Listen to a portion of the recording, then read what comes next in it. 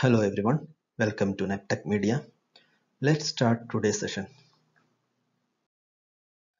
In this video, I'll be discussing about OSI reference model. OSI stands for Open System Interconnection and it is a 7-layer reference model. OSI layer visualizes the computer network and it will show how the communication process happens between two or more devices or any networks. You can say anything. Main purpose of OSI layer is standardizing the communication. In starting days of computer networking, vendors created a proprietary networking models to support their own product. So that time if I have one Dell PC and I want to communicate with Apple PC, that it is not possible. In order to accommodate successful communication between computer networking, 7 layers of OSI layer introduced by ISO. All these 7 layers having different functions and we will discuss all of these functions in this video. So let's see OSI reference model. Here is the OSI reference model and you can see all 7 layers in this diagram. That is application layer, presentation layer, session layer, transport layer, network layer, data link layer and last physical layer. Here top 3 layer we can call it as a software layer and bottom 3 we can call it as a hardware layer. And middle one transport layer we can call it as a heart of OSI layer. And if you're asking why, means all TCP UDP data transmission is happening in this layer. Now we can go through all of these layers and understand each layer's functions. Physical layer. The physical layer is the first layer of OSI model and the layer play with the physical connections. Here physical layer include network cards, connectors and cables that facilitate the transmission of data from source to destination. Data link layer is the second layer of OSI model and it's responsible for all end-to-end communication of data between the device on a LAN segment. For example, we can say switch.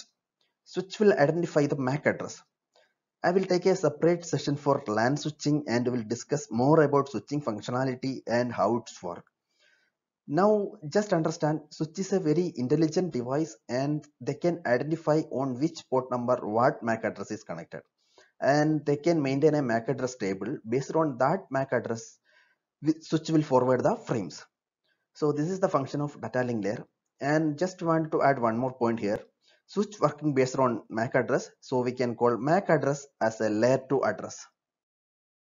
Network layer is the third layer of OSI model. And this layer is responsible for all end-to-end communication of data transfer between multiple networks. Main functions of this layer is defining the logical address and finding the best path to reach the destination. Routers work in this layer. So all routing protocols coming under this layer. For example, OSPF, EAGRP, RIP, etc. And last, just keep in mind, here in this layer, data transmission is happening in the form of packets. Next layer is transport layer. And this is the fourth layer of OSI model. This layer provides end-to-end communication of data between applications. The main functions are, first one, identifying the services, next one, segmentation, next flow control, and last, multiplexing. Now let's look on first function, identifying services, which means identifying the services at this layer with the help of port number. For this they use TCP UDP protocols. About TCP UDP we will talk more in another videos. Now just understand TCP UDP work in transport layer. Next one is segmentation. Which means suppose we are downloading a 100 MB file from internet. That 100 MB file, it will break into small parts and it will start downloading. Based on our internet speed, the file will be downloaded. Once it is downloaded, it will combine all small part into a single file and it will give it to us. So this is what segmentation will do. Next one is flow control. It is a mechanism to make sure that sender is not sending more data than receiver can handle. So this is the mechanism behind the flow control. Next one is multiplexing, which means it's the ability to have multiple concurrent sessions open to one or many hosts. So these are the main tasks performed at the transport layer. Session layer is the fifth layer of OSI model and it is responsible for opening, managing and closing the session between end user application process. For example, if we want to transfer a file to any server, first need to create a session. Then we can transfer the file. Once the file transfer is completed, this will disconnect the session. So this is the process behind the session layer. RPC and NFS are the examples of this session layer. Presentation layer is the sixth layer of OSI model. It defines a specific format of data, which means in what format our data needs to send. For example, when we receive data from session layer, it converts that data in such a format that application in which use incoming data can understand.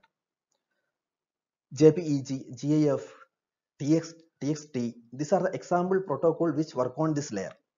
And the main functions are data encryption and decryption, data compression, encoding and decoding. All of these main functions are working in this presentation layer. Application layer is the seventh layer of OSI reference model. This layer provides the protocols and services that are required by the application to connect with the networks. TFTP, FTP, POP3 and HTTP are few example standard protocol used in this layer. Thank you for watching this video and please subscribe my channel for new notification.